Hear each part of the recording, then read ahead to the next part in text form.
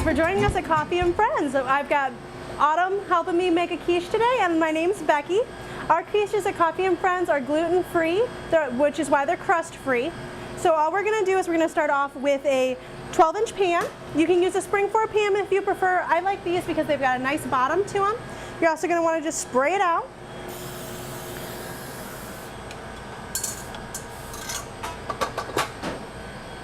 We're going to mix in first just a cup of milk, and we're going to mix in 18 eggs. We use real eggs at our cafe. We don't use any that have been chemically altered to have a longer shelf life. That just means they're fresher and we don't have to worry about allergies as much.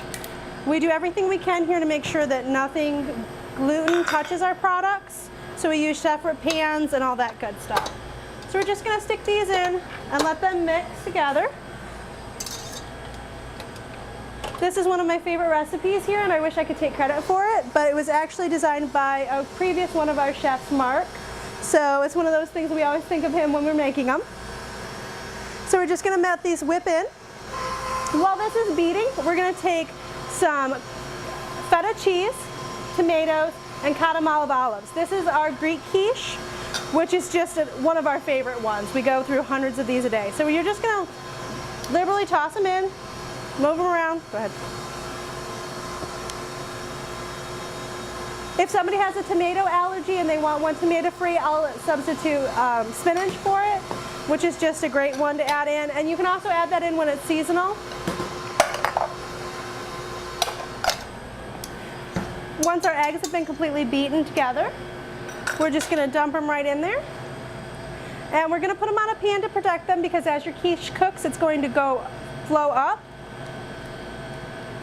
Alright, so I'm just going to lightly move around the quiche. She's not mixing it, she's not stirring it. Her goal isn't to add more air in, it's just to get all the air out of the quiche so that it bakes more consistently.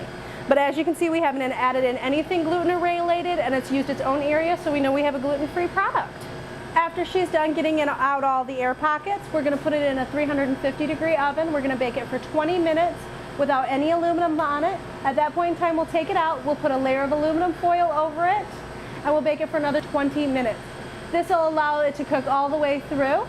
Then we're going to take the aluminum foil off for another 5 minutes, which gets it that beautiful shiny top on it, and then it's ready to serve. We just had our gluten-free Greek quiche come out of the oven, and you can make sure it's fully cooked, because you can see there's no raw egg anywhere swimming on here, and when you give it a nice pat, it jiggles. This is also what we would serve to our customers. This one's going to be our tomato-free option. You can tell from the little bits of spinach on top. I hope you guys enjoyed learning how to make one of our quiches, and you can check us out on Facebook or Twitter for more.